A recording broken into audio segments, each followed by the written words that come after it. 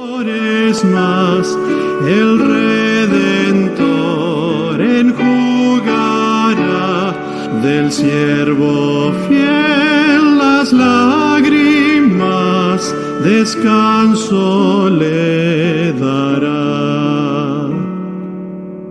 Jesús en breve volverá, qué pensamiento alentador, la creación ansiosa está de ver al Creador. Entonces ya terminará tristeza, muerte y dolor, un paraíso se abrirá al pueblo del Señor.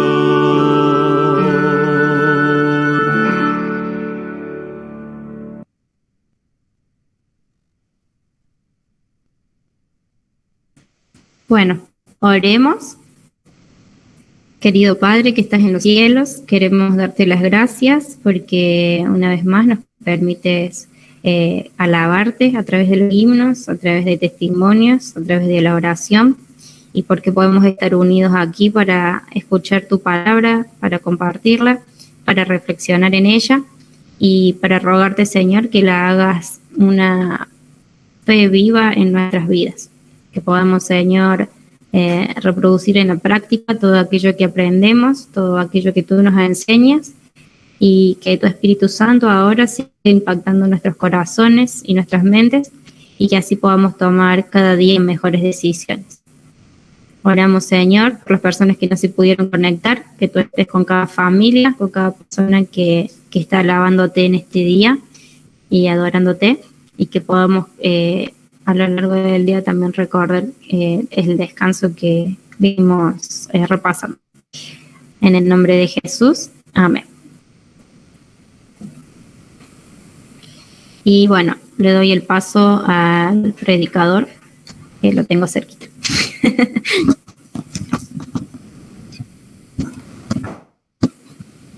Buenísimo. Feliz sábado para todos. Vamos a tratar de ser dinámicos y vamos a usar la Biblia. Vamos a usar bastante la Biblia, pero rápido. Así que si alguno quiere en algún momento leer algún versículo que yo mencione, tiene que estar atento y levantar la mano. Si no, lo voy a leer yo. Bueno, lo que quería compartir con ustedes era relacionado con la escuela sabática. Justamente como habías mencionado vos, Vero, estamos camino a Canaán, camino a la tierra prometida. Esa tierra prometida para nosotros es el cielo. Y en ese camino tenemos dificultades, como lo tuvo el pueblo de Israel. Hay un versículo que podemos buscar, el primero de todos, muy conocido por nosotros, está en 1 Corintios, capítulo 10, versículo 11. 1 Corintios, capítulo 10, versículo 11. Lo conocemos bastante. Justamente los versículos anteriores al 11 vienen hablando de las pruebas, de las caídas, de los fracasos y de las luchas que tuvieron los israelitas en ese peregrinaje. El versículo 11 del capítulo 10 dice: y estas cosas les acontecieron como ejemplo, y están escritas para amonestarnos a nosotros. O sea que eso que le pasó al pueblo de Israel es una enseñanza que nosotros debemos estudiar, porque dice que está escrita para amonestarnos a nosotros. O sea que es para también nuestra reconvención. O sea, nosotros tenemos que estar atentos porque Dios también nos tiene que muchas veces amonestar. Y lo hace por amor, como lo hace un padre a su hijo. A quienes han alcanzado los fines de los siglos. ¿Sí? Nosotros estamos en los fines de los siglos. Por las señales que vemos que están sucediendo en el mundo, cada vez más sabemos que estamos cerca de la venida de Dios. Así que tenemos que estudiar un poquito la vida de los israelitas durante ese paso del desierto antes de llegar a Canaán. ¿Por qué? Porque lo que les pasó a ellos nos va a pasar igualmente a nosotros. ¿Saben cuánto tiempo estuvieron los israelitas en el monte Sinaí después de que salieron de Egipto? Más o menos. ¿40 días? No. 40 días estuvo Moisés en el monte nomás. ¿Cuánto tiempo estuvo el pueblo de Israel aproximadamente en el monte Sinaí después de que fue libertado de Egipto? 7 años, no demasiado. Casi un año, ¿sí? Casi un año estuvieron en el monte Sinaí. ¿Por qué estuvieron casi un año en el monte Sinaí? Bueno, fue una etapa en que Dios tuvo que organizar al pueblo, ¿sí? Entre otras cosas, se le dieron leyes al pueblo. Sabemos que entre esas leyes estaba la ley moral, que eran los 10 mandamientos, pero había otro conjunto de leyes también ceremoniales, sanitarias, etcétera, ¿sí? Y esas leyes tenían que regir, dirigir, organizar a la nación, ¿sí? Regir la nación. Y se verificó una organización más eficiente. ¿Por qué? Porque tenía Dios que preparar a su pueblo para entrar a la tierra de Canaán. O sea que antes de ir hacia, como dirían, a la Bartola, así nomás al azar, Dios tenía que organizar el pueblo. O sea que nosotros tenemos que tener en cuenta eso. Las leyes, especialmente los 10 mandamientos, son importantes y vienen previo a esa entrada a Canaán, ¿sí? Tenemos que tener en cuenta los mandamientos de Dios en este peregrinaje hacia la tierra prometida, ¿sí? Y es importante que seamos organizados. Eso es lo primero que Dios les quiso enseñar al pueblo. Organización es muy importante. Saben que el campamento estaba organizado en 3 secciones principales, ¿sí? En el centro del campamento, ¿qué es lo que estaba? En el centro del campamento. Exacto, el tabernáculo, el santuario, la tienda del tabernáculo, ¿sí? Ahí se manifestaba Dios, ¿sí? Eso significaba la presencia de Dios con su pueblo, ¿sí? O sea que en nuestro caminar hacia la tierra prometida, nosotros como pueblo de Dios, como iglesia, no tenemos que perder de vista en primer lugar que Dios tiene que estar en el centro. No puede ser una persona, no puede ser un grupo de personas, no puede ser el pensamiento de alguien o de un grupo de personas dentro de la iglesia. El centro es Dios. Dios es el que es el líder del pueblo y de nuestra iglesia. Él tiene que dirigirnos y nosotros tenemos que seguirlo a Él, ¿sí? Seguir sus indicaciones que están en su palabra, ¿sí? La segunda lección en cuanto a por qué Dios organizó el pueblo del campamento era algo interesante, otra lección de la organización. Alrededor del tabernáculo de la tienda de reunión se encontraban la tribu de los levitas. Y después, saliendo de la tribu de los levitas, un poco más allá estaban las 12 tribus repartidas en distintas posiciones, en el este, oeste, sur, ¿sí? Pero había cierta distancia entre el tabernáculo, la tienda de reunión, y las tribus. Eso es una enseñanza para nosotros acerca de la santidad de Dios, ¿sí? Como pueblo tenemos que tener en cuenta que Dios es santo. Y cuando nos acercamos a Él y a su casa, tener en cuenta que vamos a un lugar santo, no perder ese respeto, esa reverencia. Tener en cuenta que Él es Dios y nosotros somos criaturas. No poner a Dios a nuestro nivel, ¿sí? La tercera enseñanza acerca de la organización del campamento era que el tabernáculo, siempre cuando el pueblo marchaba hacia la tierra prometida, iba en el centro, ¿sí? En el medio del tabernáculo. Pero lo que iba al frente de las tribus era, ¿qué cosa? Exacto, el arca del pacto siempre iba adelante de las tribus. O sea que la presencia de Dios no solamente tiene que estar en el centro de nuestra iglesia, de nuestra vida, sino que Él tiene que ser el que nos dirija y a quien sigamos. No podemos seguir a hombres, tenemos que seguir a Dios y su dirección. Podemos buscar Números, capítulo 10, versículo 33, solamente. Números, capítulo 10, versículo 33. Si alguien lo quiere leer, levanta la mano o avisa. Si no, lo leo acá que tengo compu y las... Sí.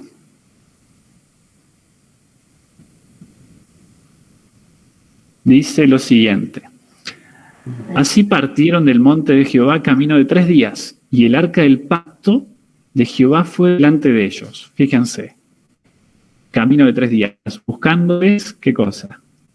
Lugar de descanso. O sea que esto nos da otra enseñanza.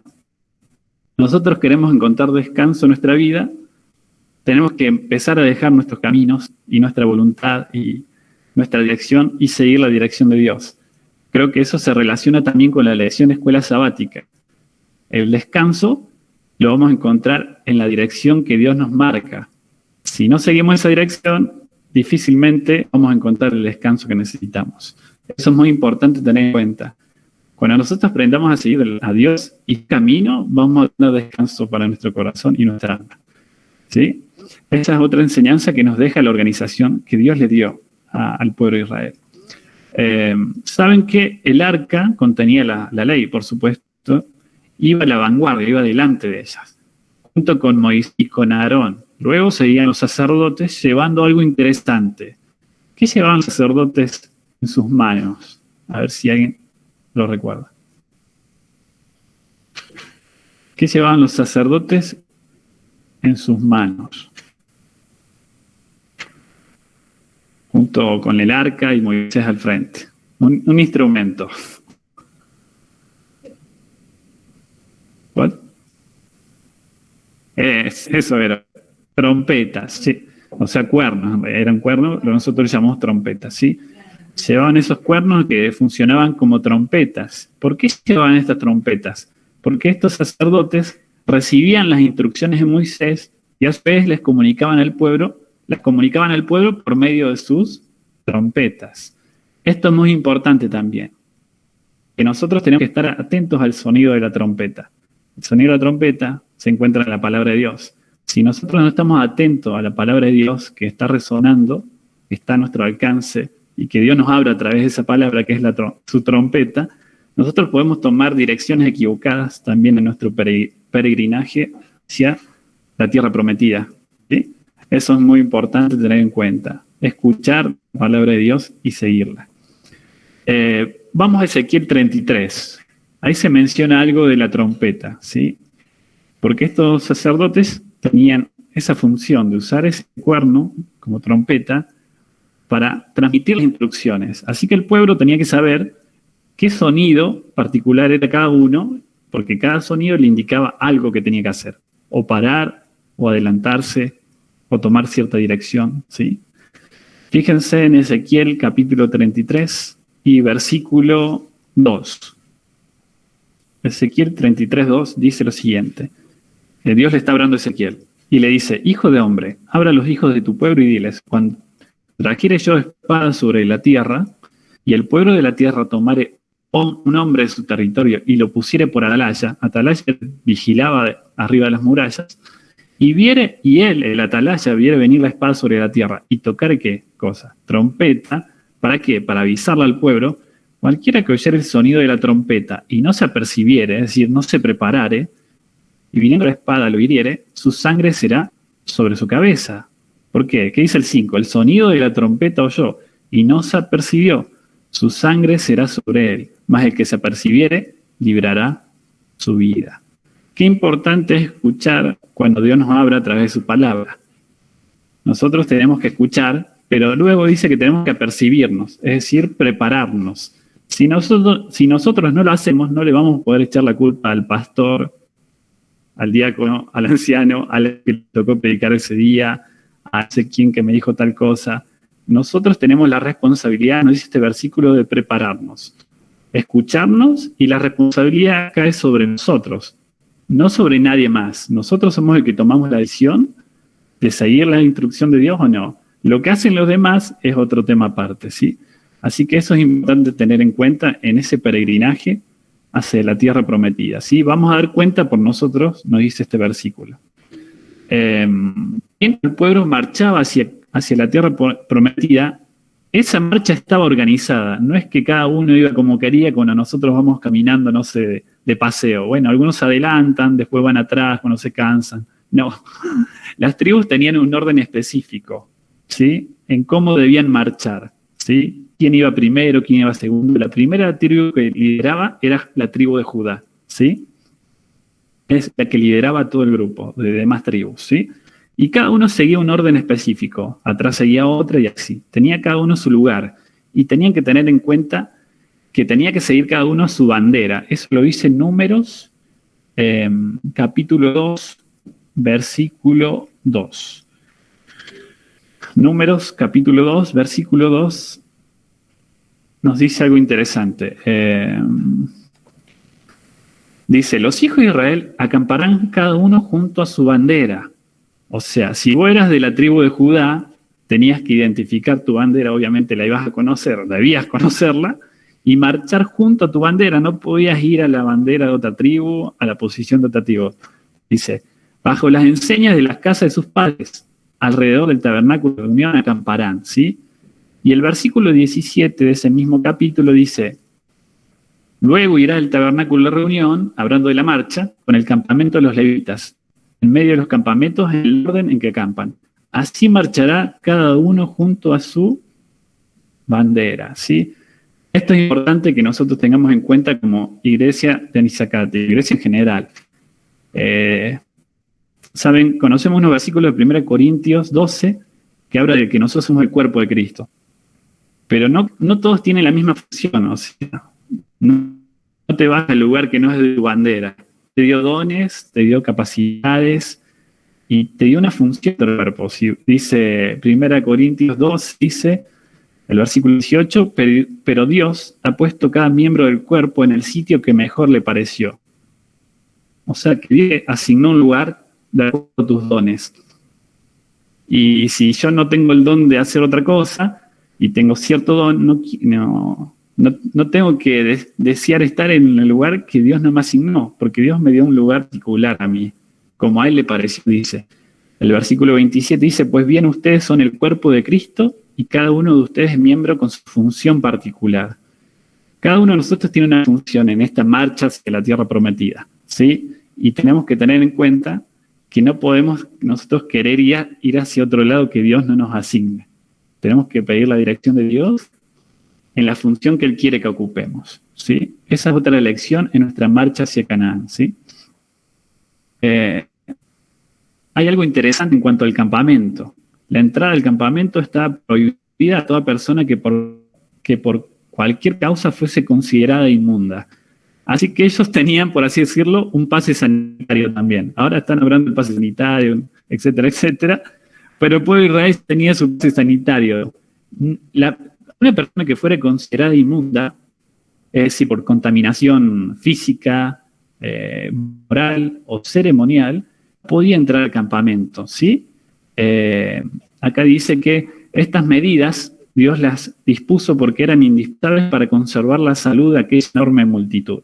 Imagínense que estuvieran alguna enfermedad grave, puede ser lepra, esa era una de las casos en que se considera inmunda una persona, y la persona anduviera como quisiera por el campamento. Iba a ser un caos de enfermedad dentro de esa multitud.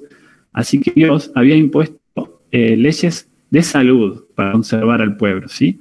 Y era necesario que reinase perfecto orden y pureza para que Israel pudiese gozar de la presencia de un Dios santo. No solo era por un tema de cuidado de la salud, sino que las leyes estas también eran para que el pueblo se diera cuenta que Dios es un Dios santo y ante su presencia no puede haber impureza. Así que nosotros, si queremos estar dentro del campamento, ser aceptables ante Dios, tenemos que despojarnos de algo, del pecado. No podemos estar ante Dios con nuestros pecados, aferrándonos a nuestros pecados. Tenemos que despojarnos de nuestros pecados porque estamos ante un Dios santo. Eso lo dice Deuteronomio 23, que podemos buscarlo. Justo lo dice bien clarito ese versículo. Deuteronomio capítulo 23, versículo 14. Deuteronomio 23, 14 dice lo siguiente. Porque Jehová tu Dios, fíjense lo que dice, anda en medio de tu campamento. O sea, Dios está en medio de la iglesia. Para librarte y para entregar a tus enemigos delante de ti. Versículo 14. Por tanto, tu campamento ha de ser santo, para que Él no vea en ti cosa inmunda y se vuelva de en pos de ti, es decir, se aleje de ti, ¿sí? O sea que fíjense que acá nos dice que Dios anda en medio del campamento, en medio de su pueblo, en medio de la iglesia. Por tanto, ese campamento tiene que ser santo. No tiene que haber cosa inmunda, es decir, no tiene que haber pecados en nuestra vida. Tenemos que despojarnos de todos esos pecados que impiden que la presencia de Dios se manifieste dentro de nuestro campamento, que es la iglesia. Esa es una función individual que tenemos que nosotros realizar con la ayuda de Dios y de su Espíritu Santo. Limpiar nuestra vida con su ayuda de todos los pecados para que Él pueda manifestarse. ¿Sí? El propósito de Dios en declarar que una persona era inmunda o impura era enseñarle a su pueblo, a nosotros, la distinción entre lo santo y lo profano, entre lo limpio y lo inmundo.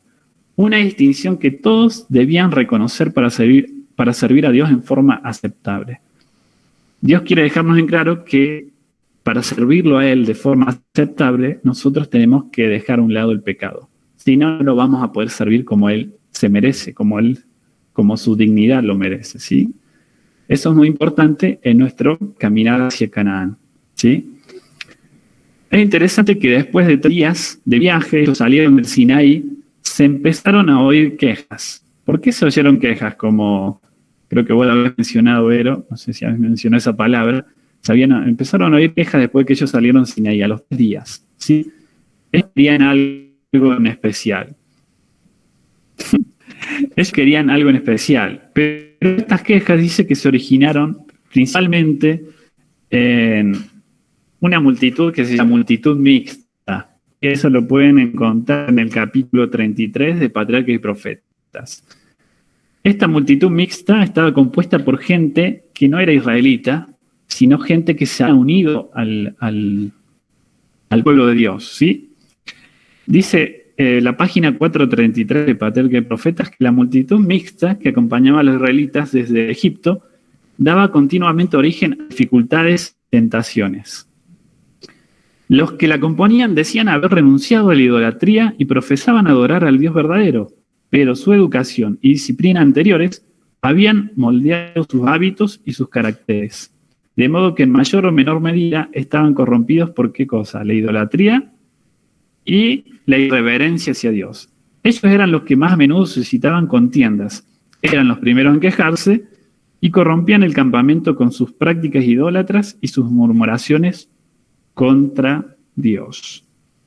O sea que mayormente los problemas que hubo en el pueblo de Dios, no todos, mayormente, se originaron en esta multitud mixta, que le llama Elena de White, la multitud mixta. Eran personas que profesaban de adorar a Dios, profesaban que habían renunciado a la idolatría, pero genuinamente irreverencia, se quejaban, y eso lo transmitían a los israelitas. Acá tenemos la enseñanza. Dentro de la iglesia, nosotros podemos ser parte de esa multitud mixta, es decir, podemos ser parte de esas personas que no hemos renunciado a cosas que están mal ante Dios. Y nosotros podemos ser originadores de muchos de los problemas que están en la iglesia, porque nosotros no estamos completamente entregados a Dios. Esa es una pregunta que nos tenemos que hacer. ¿Somos parte de esa multitud mixta? Y el otro que tenemos que saber es que va a haber una multitud mixta en la iglesia adventista, en Izzacate y en cualquier lugar. Va a haber gente, puede ser yo, pueden ser ustedes, cada uno tiene que analizar su posición ante Dios y dar cuenta que va a haber problemas en la iglesia por personas que no estén entregadas completamente, que no hayan renunciado a idolatría, a pecados, ¿sí?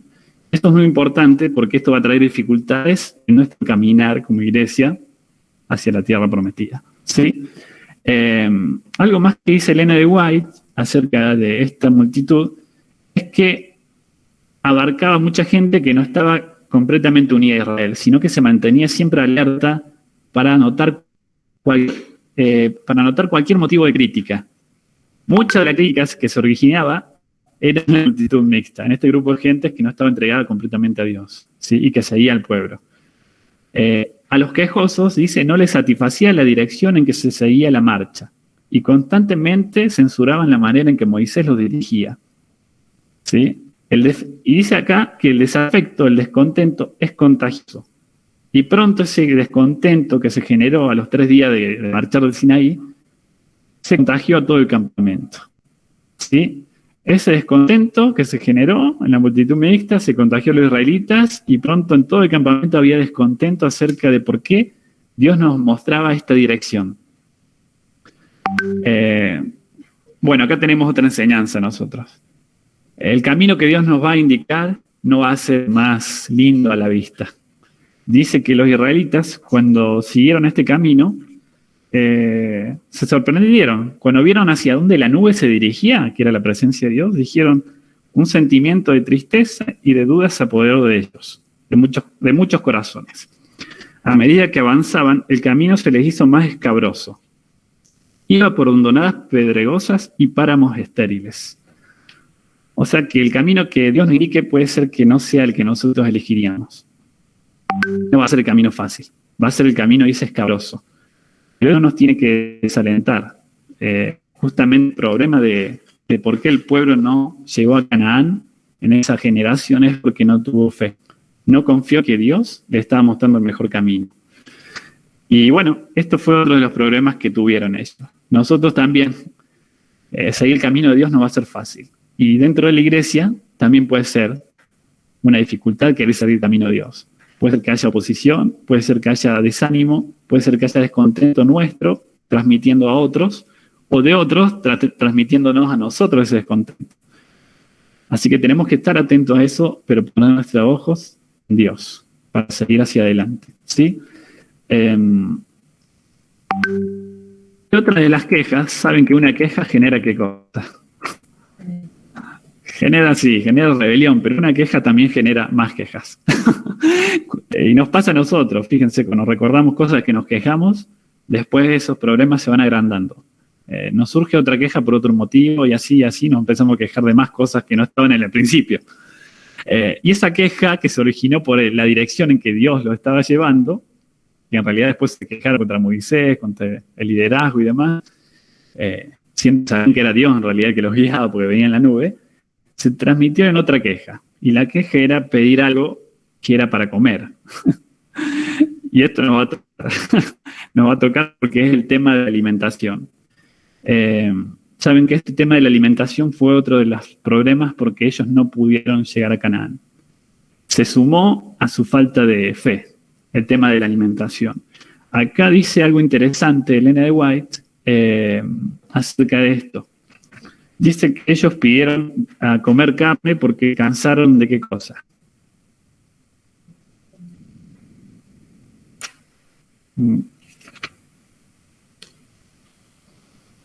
Sí, exacto. Se cansaron del maná. Y empezaron a pedir carne. Muchos de los que pedían carne eran dentro de la multitud de egipcios que estaban, ahora entre ellos, que estaban acostumbrados a un régimen distinto de alimentación, obviamente. Pero algo que dice Elena de White acerca de esto es que Dios se proponía darles alimentos más apropiados a sus necesidades que el régimen estimulante al que muchos de ellos se habían acostumbrado en Egipto. ¿Sí? Puede ser que nosotros, probablemente, estemos acostumbrados a un régimen distinto al que Dios quiere darnos, a un régimen más estimulante, es decir, azúcares, harinas, carne, etcétera, etcétera. Pero dice Elena de White que Dios quiere darnos un alimento que sea más apropiado a nuestras necesidades. ¿Sí? Lo siguiente que dice es que el apetito de ellos estaba pervertido y debía ser corregido y devuelto a la condición más saludable. También yo creo que nuestro apetito en gran medida, la de la mayoría, está pervertido, dice Elena White. Tenemos que aceptar la alimentación que Dios nos quiere proponer para ser más saludables. ¿Por qué? Y ella dice lo siguiente. Su apetito pervertido debía ser corregido y devuelto a una condición más saludable, a fin de que pudieran hallar placer en el alimento que originalmente se proveyó para el hombre. ¿Cuál es ese alimento? Los frutos de la tierra, dice, que Dios dio a Adán y Eva en el Edén. ¿Sí? Y esto toca un punto sensible de nosotros. Creo que hay varios puntos sensibles, pero este es uno de los puntos más delicados. La alimentación es donde más somos renuentes a cambiar nosotros. Pero Dios quiere hacernos más saludables y quiere que volvamos a la alimentación original. Esta fue otra de las cosas que impidió que el pueblo de Israel percibiera correctamente lo que Dios quería para ellos, su mala alimentación. Y es una de las cosas que lo dejó fuera de la tierra de Canaán también, a esta primera generación. Así que es sumamente importante que personalmente y familiarmente nosotros avancemos en ese crecimiento de tener una alimentación como la dieta original que Dios quiere. Tenemos que ir avanzando y logrando victorias en ese punto. Dice Elena de White en este mismo capítulo que Satanás, uno de los puntos más débiles que encuentra en nosotros para vencernos es nuestra alimentación. Y eso hace que nosotros caigamos en las tentaciones fácilmente, ¿sí? Y ya para ir avanzando y para el final, para ir encaminándonos hacia el final, dice 1 Corintios 9, versículo 24, que ese sí lo podemos buscar. 1 Corintios 9, versículo 24.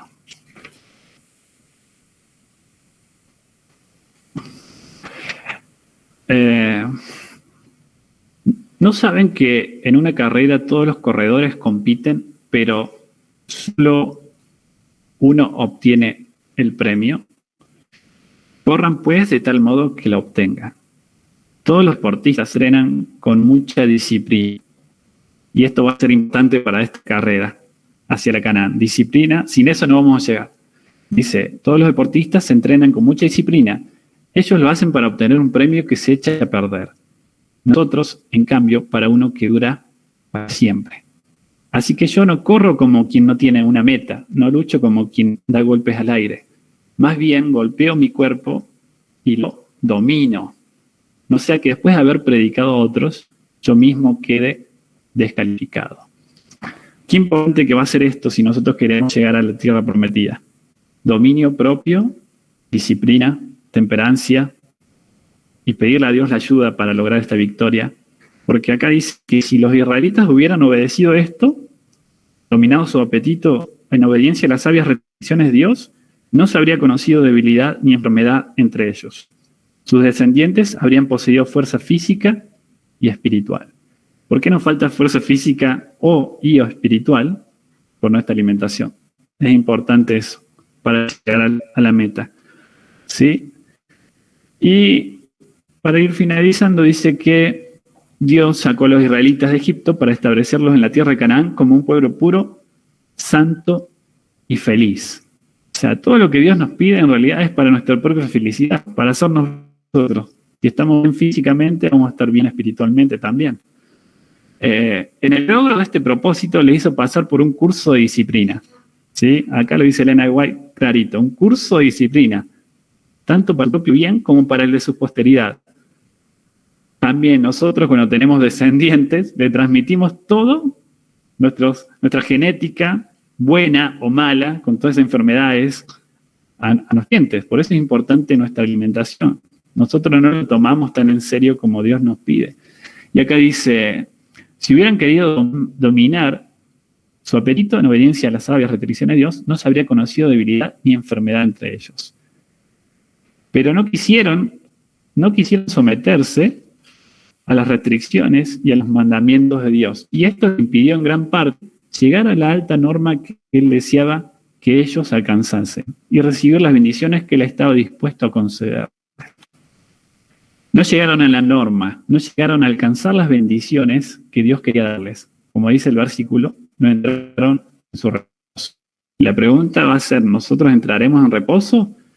Y me acuerdo del versículo de la lección de escuela sabática, dice que lo podemos buscar, Hebreos, creo que el que yo había pensado era Hebreos 3, el último versículo de Hebreos 3 era, si no mal no recuerdo. Sí, a ver, acá lo tengo. Hebreos 3, que se lo mencionaste, Vero, o se mencionó mucho cuando hicimos el repaso. Dice, versículo 19 de Hebreos capítulo 3. Y vemos que no pudieron entrar a causa de... Y nosotros decimos, no somos incrédulos si creemos en Dios. ¿Verdad? Porque ellos eran del pueblo de Dios y los llama incrédulos. Dice que no entraron a causa de su incredulidad. que tenemos que hacernos seriamente. ¿Qué es la incredulidad? ¿Seremos incrédulos o no? Dice Ellen G. White que Dios no fuerza la voluntad de nadie. Por consiguiente, no puede conducir a los que son demasiado orgullosos para recibir instrucción, que se empeñan en hacer su propia voluntad. Ser incrédulos, en parte, es no creerle a Dios, es desconfiar de Dios. Y saben, la manera práctica en que se demuestra la incredulidad es desobediencia. Y desobediencia es decir, bueno, Dios te dice que te alimentas así, no te quieres alimentar así, desobediencia. Dios quiere que te vistas así y vos te vestís de otra forma, desobediencia. Dios quiere que guardes el sábado de esta forma y vos no lo guardás de tu manera, desobediencia. O sea, la manera en que nosotros podemos detectar si somos incrédulos o no es en si somos desobedientes a la palabra y los mandamientos de Dios tal cual Él los dice. De esa manera vamos a poder examinarnos si somos incrédulos o no. Porque fue la incredulidad lo que lo dejó al pueblo, a toda una generación, fuera de la tierra prometida. Y dice acá que la incredulidad, en todas sus formas, es una afrenta directa a la veracidad divina. Y el último versículo que podemos buscar es 1 de Juan, capítulo 5, versículo 10. La incredulidad, en todas sus formas, es una afrenta directa a la veracidad divina. Vamos al versículo que está en 1 de Juan 5, 10. Tremendo versículo. Y dice lo siguiente. El que cree en el Hijo de Dios tiene el testimonio en sí mismo. El que no cree a Dios, esa parte es importante, el que no cree a Dios se ha hecho mentiroso. Y ahí lo dejamos. El que no cree a Dios se ha hecho mentiroso. O sea que si nosotros no queremos creerle a Dios en cuanto a lo que Él nos pide acerca de cómo debemos vivir, y eso abarca todas las cosas, lo que vemos, escuchamos, comemos, etc., le estamos haciendo a Dios mentiroso. Por eso podemos decir, ¿por qué se quedaron fuera? ¿Por incredulidad? No parece tan grave. No, sí, muy grave. Porque cuando nosotros seguimos lo que Dios nos pide, estamos diciéndole, por consecuencia, Dios sos mentiroso. No te creemos. Creemos en nuestro camino. Creemos que nosotros esto es mejor. Por lo tanto, lo que vos decís es mentira. Es un pecado serio la incredulidad. Y eso fue lo que lo dejó afuera al pueblo. Fíjense todo lo que abarca la incredulidad.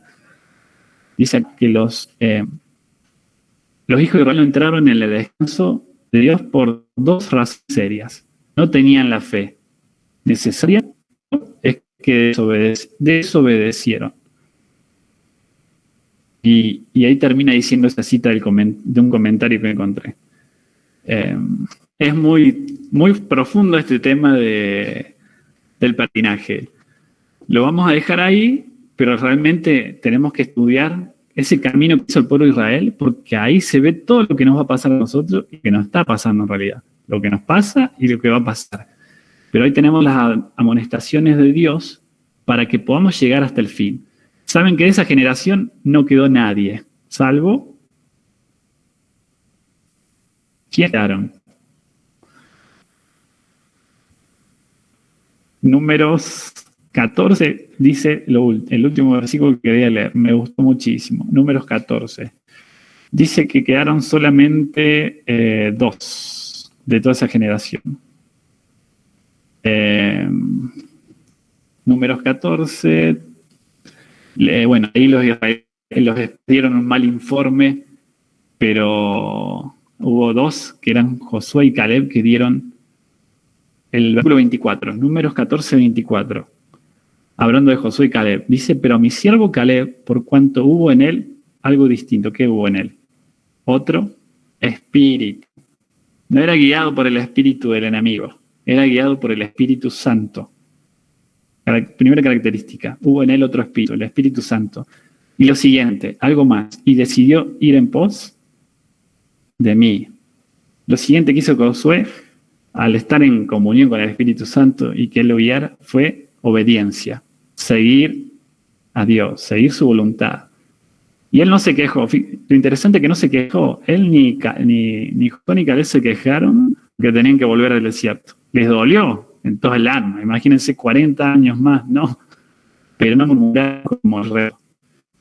Eso fue lo que termina diciendo el versículo. Por eso, como hubo en él otro espíritu y decidió ir en pos de mí, yo le meteré en la tierra donde entró, y su descendencia la tendrá en posesión. Bueno, que estos versículos, estas enseñanzas que la pueden leer en Patriarcas y Profetas, capítulo 33 en adelante, nos sean de bendición y nos ayuden a poder llegar a esa meta que tenemos por delante, que es la tierra prometida. No va a ser fácil, pero va a depender de si seguimos la voluntad de Dios o la nuestra, ¿sí? Si seguimos la voluntad de Dios y confiamos en su dirección, y le somos obedientes y tenemos otro espíritu, el Espíritu Santo, vamos a poder caminar como Dios quiere y llegar hasta el fin. Que tengan un bendecido sábado, y ahora creo que les paso con Pito. Bueno, muchas gracias, David, por compartirnos el mensaje de Dios hoy. Vamos a cerrar este culto con el himno 485, que se llama Unidos en Verdad.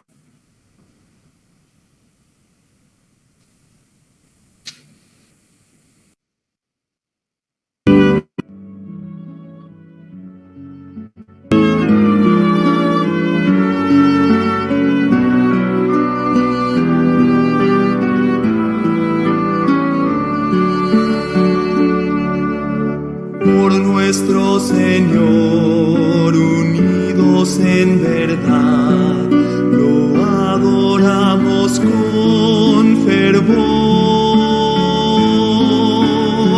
Gozo da vivir unidos por la fe, siempre Jesús nos guiará.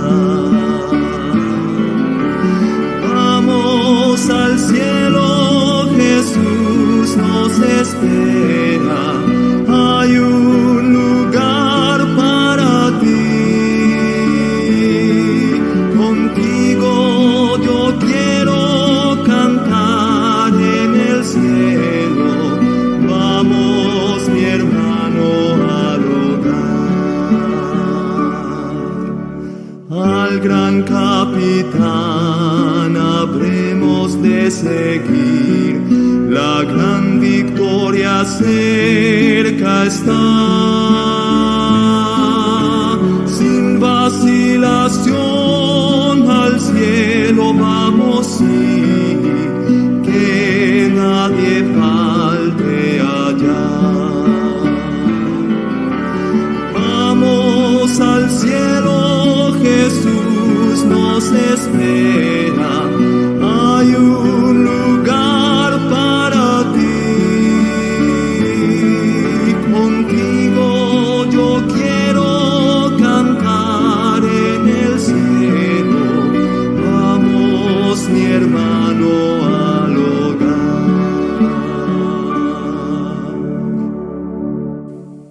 Bueno, oremos. Querido Padre, que estás en el cielo, te agradecemos por este sábado, porque nos has dado fuerza para estar aquí sentados este tiempo que no es fácil, frente a una computadora. Pero gracias porque pudimos conectarnos y ando en internet, Señor. Bendícenos y ayúdanos a estar este sábado contigo, a poner en práctica las cosas que nos has enseñado tanto tiempo, Señor, y a poder tener un corazón dispuesto como el de Caleb para ir en pos de ti y seguir tu voluntad. Ayúdanos a guardar tu día santo, Señor, y a poder ser de bendición para la gente que también necesita conocer de ti. Que no nos veamos a nosotros ni a nuestro prójimo, sino que nuestros ojos puedan estar en ti, Señor, que eres el ejemplo a seguir. En el nombre de Jesús, amén. Bueno, qué gran noticia es que el sábado que viene, si Dios quiere, ya nos vamos a ver frente a frente. Así que bueno, les damos la despedida. Fue muy bueno conectarse, creo que fue una experiencia también diferente y que lamentablemente no sabemos si la vamos a tener que volver a pasar. Así que por el momento disfrutemos hasta el sábado que viene poder vernos. Y si Dios quiere, tendremos culto joven también, Así que vamos a ver, dependiendo del clima y demás, cómo se vaya dando. Pero si Dios quiere tendremos culto joven, así que esperemos que podamos estar ahí presentes. Les mandamos saludos, un abrazo y una buena semana también.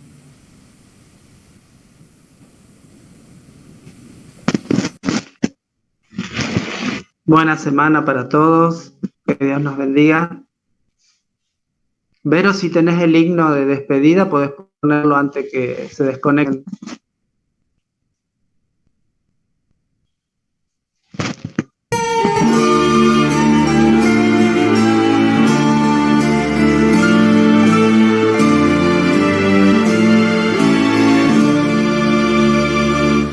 Dios te dé su bendición. Shalom, shalom. De parte de Dios de todo mal.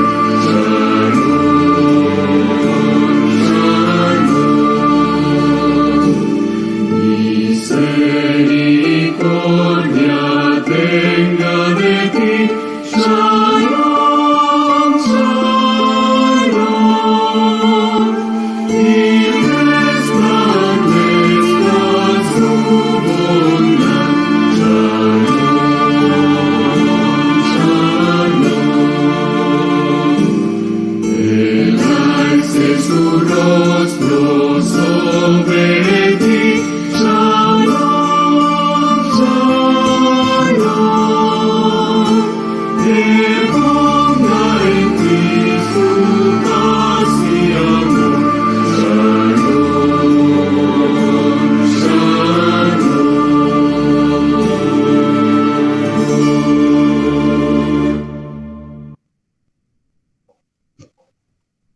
Buena semana para todos. Bendiciones. Buena semana, feliz sábado. Hasta el próximo sábado.